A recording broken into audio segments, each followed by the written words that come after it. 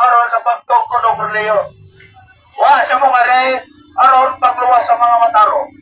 May nga siya o sa karason tungkol sa atong sala. Iyon ang pulong sa Diyos.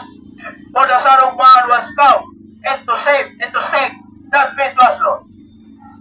Bagay yung sa karason o na siya nagaris kalbutan.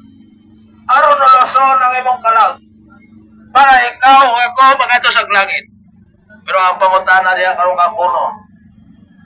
Baka siguro baka sa imong pagpaingnan. Kung wala pa hinugtugay na karong kapuna. Mientras buhay ka pa. Ayaw kamatay na wala kay Kristo. Ingon ang pulong sa Diyos. Kung wala ka mo to ni Kristo Jesus, siguro mamatay yung ka. Dili na siguro. Siguro yun. Bato yung ka ng lugaran. Kung dili si mo duwata si Jesus Christ, dahil mo personal na madruho.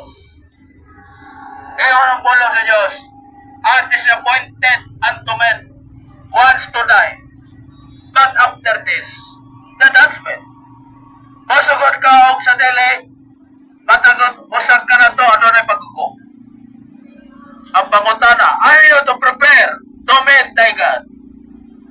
Kaya sortuhin ko ikaw, ang reliyon, ang estados kinabuhi, ang pinakamalaki dili na makluwas, o dili na makatubas sa atong kaluwasan.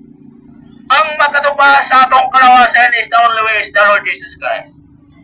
Because He was shed His blood on the cross. Because His grace, His mercy. Because He loved us.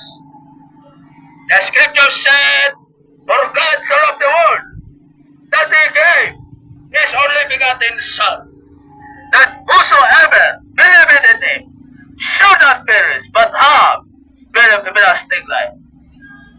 Ang pangutana, dawaton ba ni mo ang kasa ni Kristo Jesus na libre lamang? Wala'y bayad? Dahil sama sa tao, ang kasa ang nunay hatag bawi lamang.